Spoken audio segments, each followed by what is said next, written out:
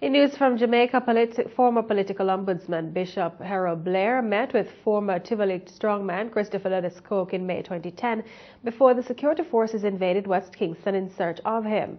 Bishop Blair told the West Kingston Commission of Inquiry on Tuesday that he sought permission from the then government and the opposition to pursue that dialogue.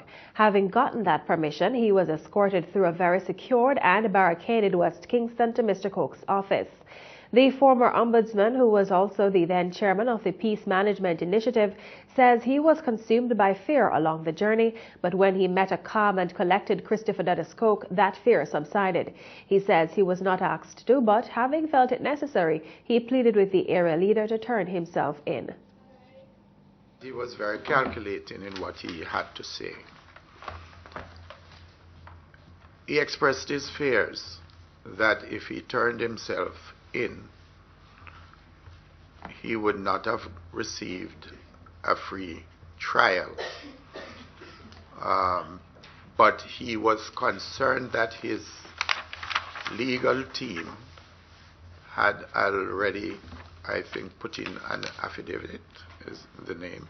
Yes. And he was willing to await the process, so that whatever the courts decided, he would have acceded to that, but he would not just willingly turn himself in to be kept in custody and not knowing what his fate would have been.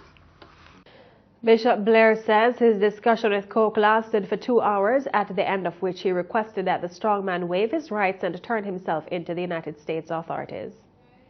I also requested of him, please, all the men that are armed in the community, it's illegal, and therefore you should have them disarmed or get them out of the community. Bishop Blair also told the commission that he relayed what he saw on his visit to Western Kingston, as well as what he discussed with Coke to the board of the Peace Management Initiative on May 21, 2010. I felt obliged, since I went there as the chairman of the PMI, to make a formal report, well, informal report, to the members of the committee. Just the 21st? That's May 21st? Yes. The Friday. Yes, the Friday.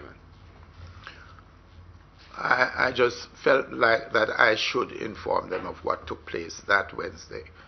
And I'm quite sure the representative of the JCF was there. And who would that have been at the time? Is it necessary? Forbes. Yes, James Forbes. The bishop says he was called to a meeting with the police commissioner the next morning, where he was asked to go back to Tivoli Gardens and relay a message to Dudus Coke.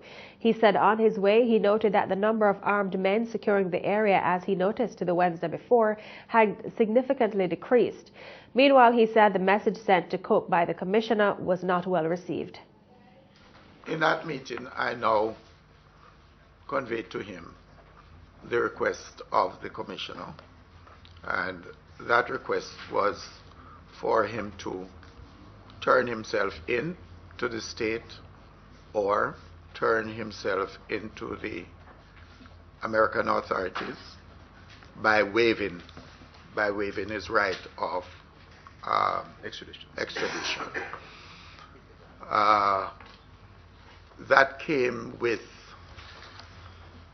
what I may call a promise, in that if he waived his right of extradition, he could have been given a lesser sentence. And I remember that it would have been something in the region of 5 to 7 years. When I spoke to him about this, he told me that this may well be a catch. Mr. Coke? Yes, because he may well waive his right, go to the United States of America, and they would release him of the charges. And stepping out of the courthouse, he could have been rearrested and charged for something else, that would give him a life sentence.